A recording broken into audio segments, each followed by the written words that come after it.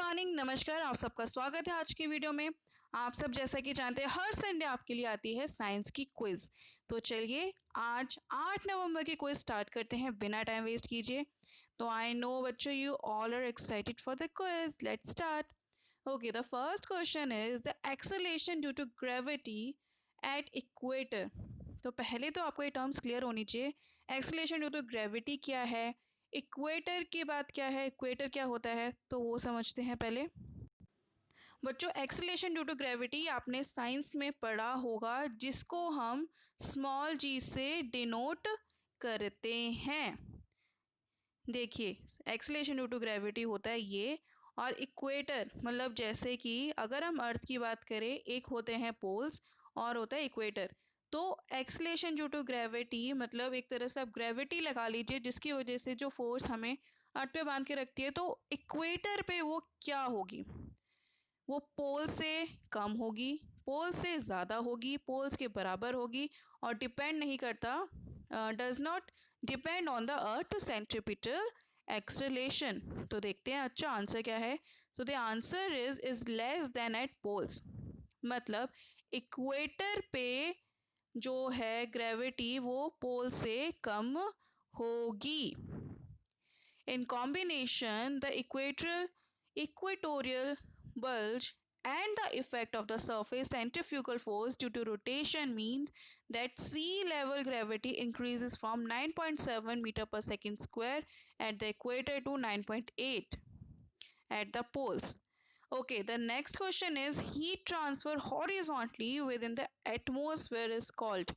बच्चों, एटमॉस्फेयर में जब हीट ट्रांसफ़र होती है हॉरिजॉन्टली, मतलब इस तरीके से जब हीट ट्रांसफ़र होती है, तो उसको क्या कहते हैं, conduction, convection, absorption or advection.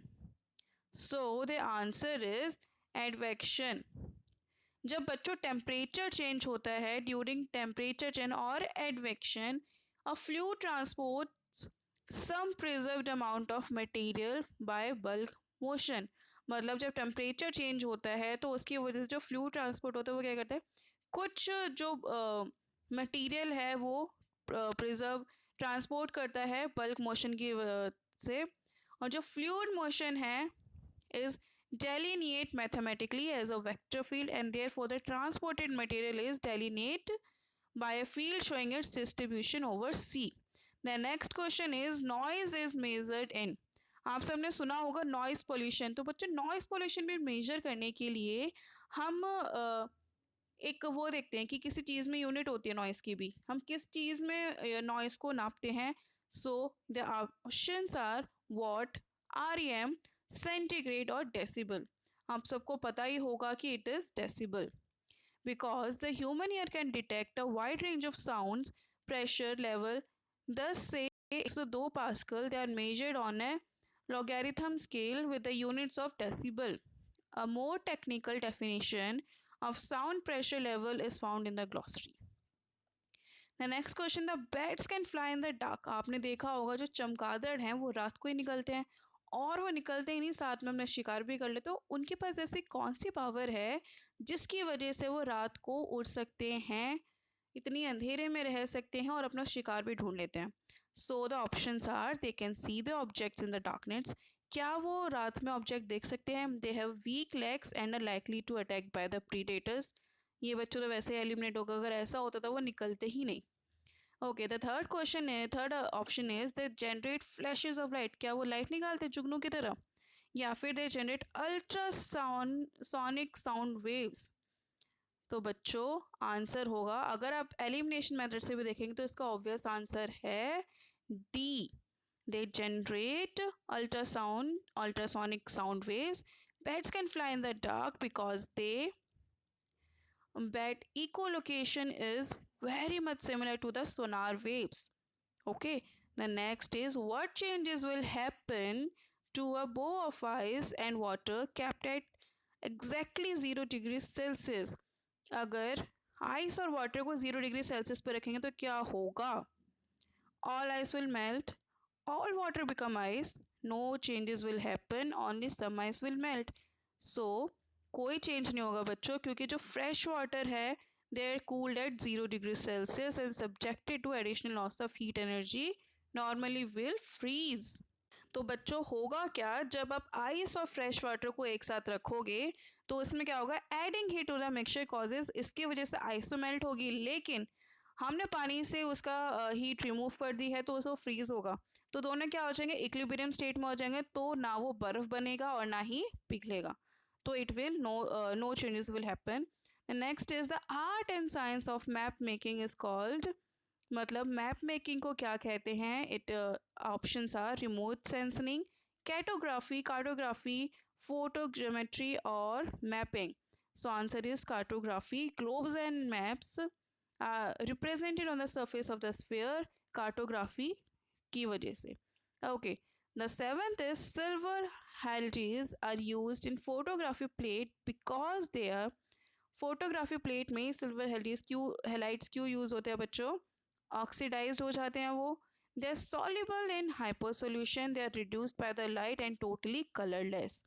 So the options are, answers are, they are reduced by the light.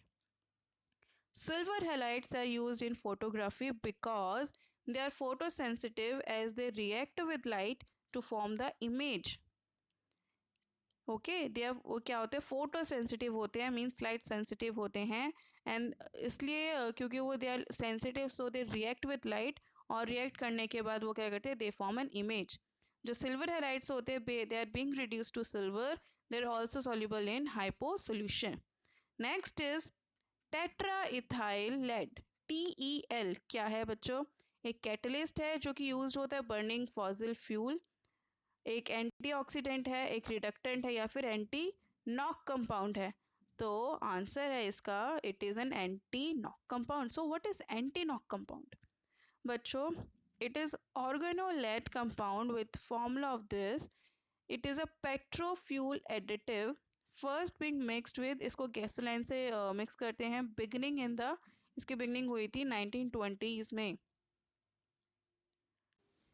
Ninth question है, Curie point is a temperature at which, Curie point कौन सा टेम्परेचर होता है जिस पर matter becomes radio active, matter radio active हो जाता है. Second option is a matter loses magnetic property, matter अपनी मैग्नेटिक प्रॉपर्टी लूज करता है, मैटर लूज कंडक्टिविटी और transmutation of metal occurs. So the answer is a metal loses magnetic properties. The temperature at which the transition between the ferromagnetic and the paramagnetic phases occurs. In physics and materials science, the Curie temperature is the temperature over which magnetic material is temperature के बाद they lose their ferromagnetic properties to replaced by the paramagnetism.